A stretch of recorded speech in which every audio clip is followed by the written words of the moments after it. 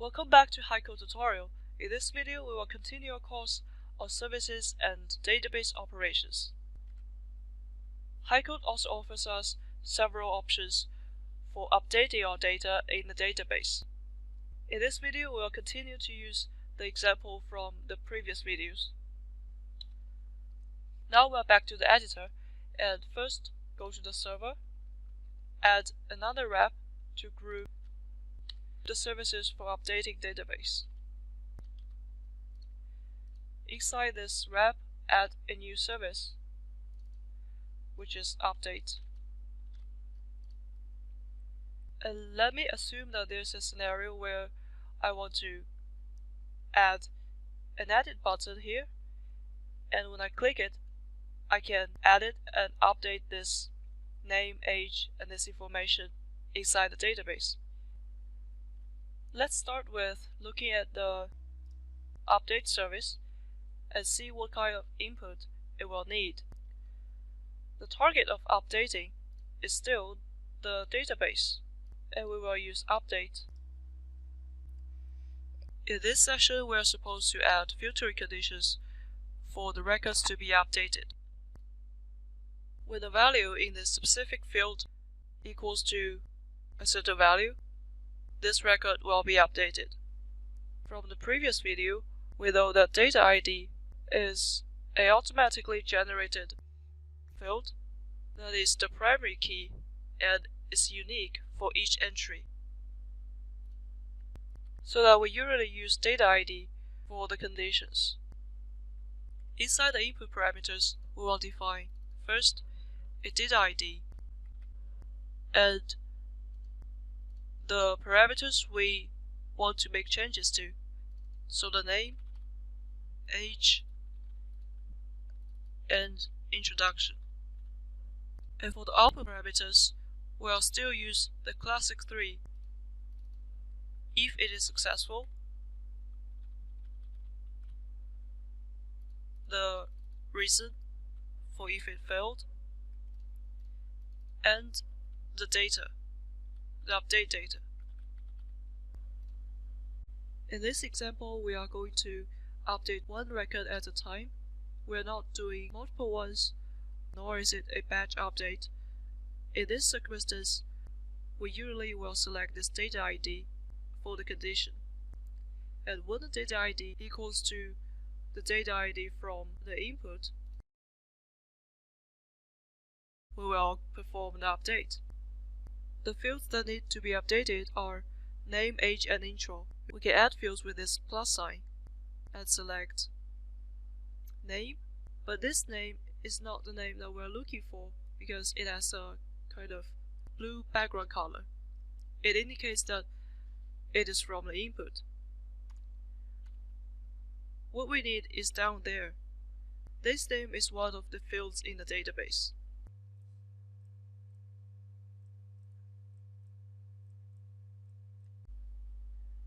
Then in the callback, we will add the workflow for the two logical branches when the updating process failed and when it is successful. To this callback, add a condition. And first, if the result of this update process is success property equals to quote false. We're using false inside a pair of quotes because this will make it a string instead of a Boolean value, like this without a quote. Under this condition, we will set the output parameter. The successful status would be false, and the reason would be the result and failure reason. Then we need to add an else condition. Change this to else, and when the result counts equals to 0, and to this branch add an action. Select current service and set the output parameter to still false, and the reason would be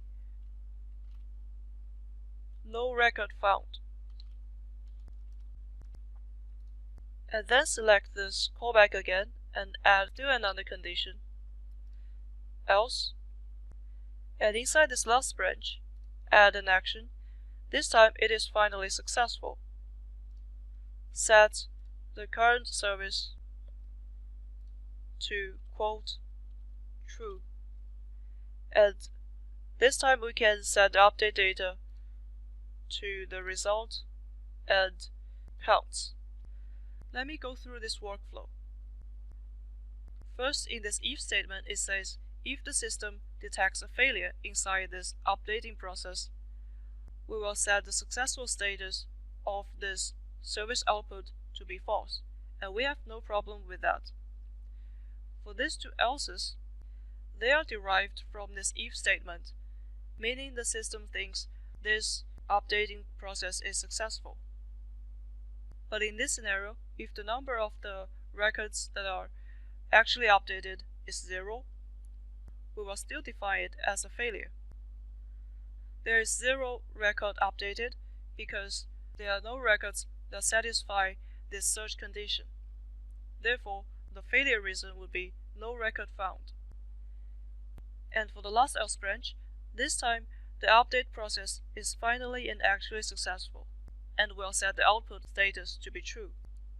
And for the update data output, we will give it the number of records that are updated. In this case, it will be 1. Now we're ready to try it out. For example, in our database, the first one is Leslie, 41 years old, and the data ID is 1. We can go to the update and set the debug value to 1 and name, for example, Lawson, and age 14. Introduction, I'm changed, and hit debug. And the return value is successful equals to true, and 1 record is updated. We can go back to the database and see it is changed. And then, for example, I have 13 records, and I go to this update service and set the data ID to be updated to 14. Debug again. And now it returns false, and the reason is no record found. In this scenario, it is using this branch. We can use this output parameter to check the value of result.isSuccess. Debug again. And it tells us true. This means the system thinks it has successfully executed this process and therefore returned us true. But for us, because no record is found and no record is actually updated, so in practice, the result should be a false or failure. And that is why we should manually add these conditions to our workflow. Try another debug value. 2, Lawson 2.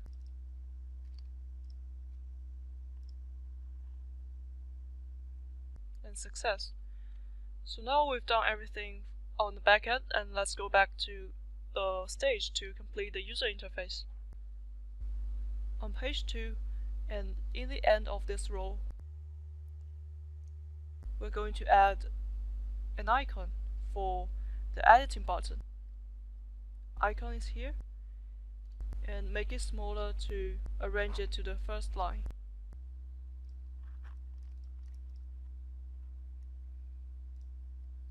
I've prepared a custom icon, and I will use this one as the edit button. To align the contents with the label, I can also copy this icon and add one to this row, and then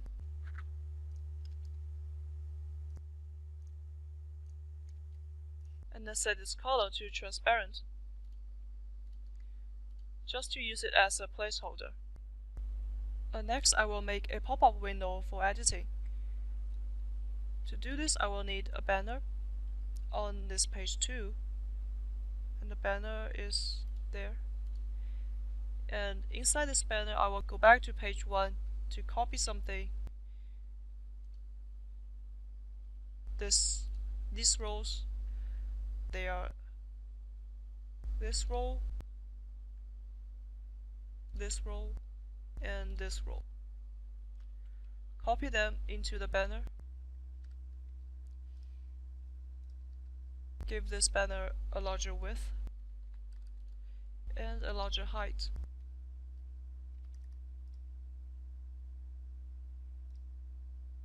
A white background. Turn on the mask.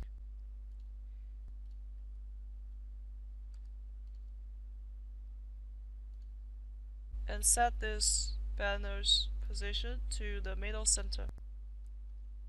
And the description for the introduction is missing, so where is it?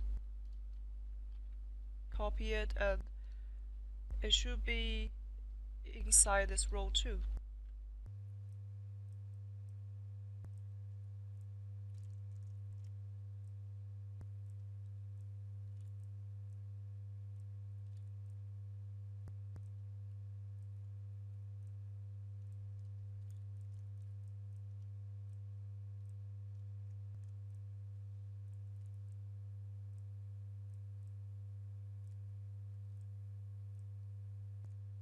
Also, in this window, we will need a confirm button.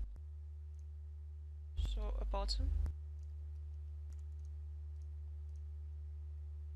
This row 2 changes height to wrap. Yeah. And this button. Make the banner's horizontal alignment to its center. And set the margin top for this button 10, 35. Confirm.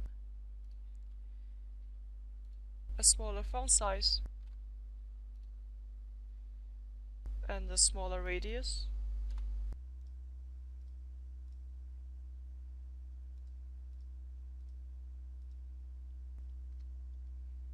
And next is to add an event to this confirm button. When it is clicked, call the service on the background, update, and for now we don't know where to get this data ID. We'll leave it blank, and for name it is the input from this box, and age, this input box, and introduction, this input box. The next step is to find the data ID for the service's input. I will first hide this banner. The information rows are generated inside a v4 widget, whose data source, this list, contains the data ID. So that when I click on this button on a row, I can locate to the data ID of this row via the current data. So I'm going to create a new data hub in this page 2 to store the data ID from the v4 widget. Go to this edit button, this icon, edit an event. When it is clicked, the target will be this data ID variable. Set its value to current data ID, and that is what we are looking for. Also, when we click edit, we are going to display the original information inside the banner. So for this enter name input box, we will set its value to current data name. We can copy this action, and for the enter age input box, it should be current data age, and this introduction box, current data introduction. And what else? When it is clicked, we will set the relative banner to show from hidden, and go back to the confirm button. The data ID should select from tree and this data ID's value. And in the callback session, will be showing users different messages according to different results. So add a condition to it, and if the result successful status equals to a quoted true,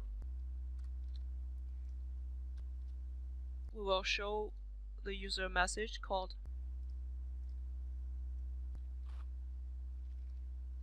update succeeded. Also, we will change this banner to again hidden,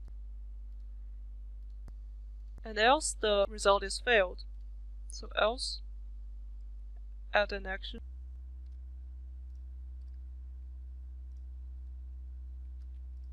We will show the user the reason of the failure. Let's check it in the preview.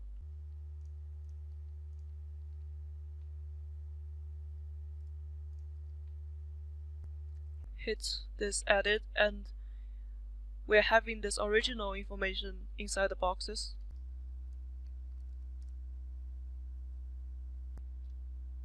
Make some changes.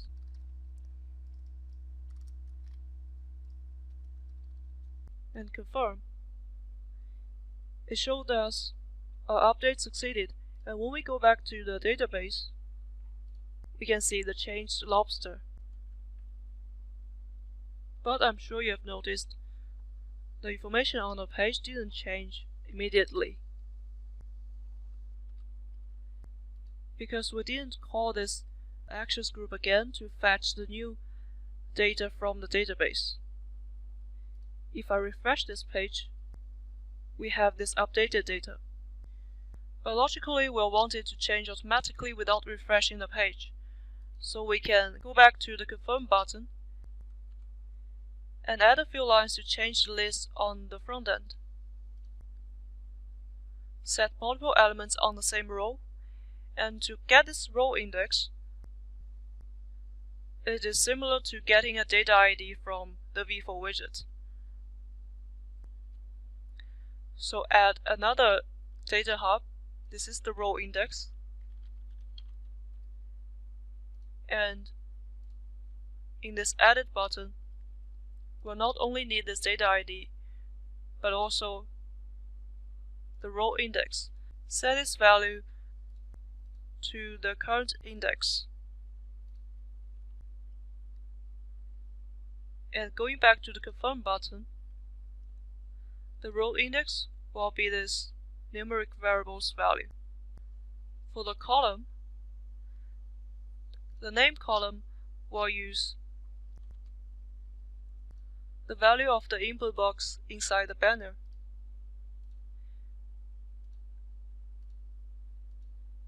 For the age column,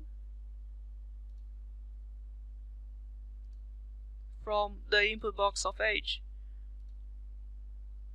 Introduction column,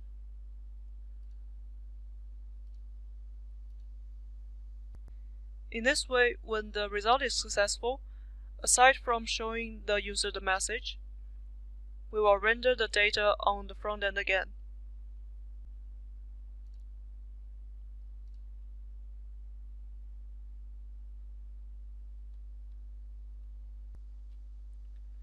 Change this one to oyster and confirm.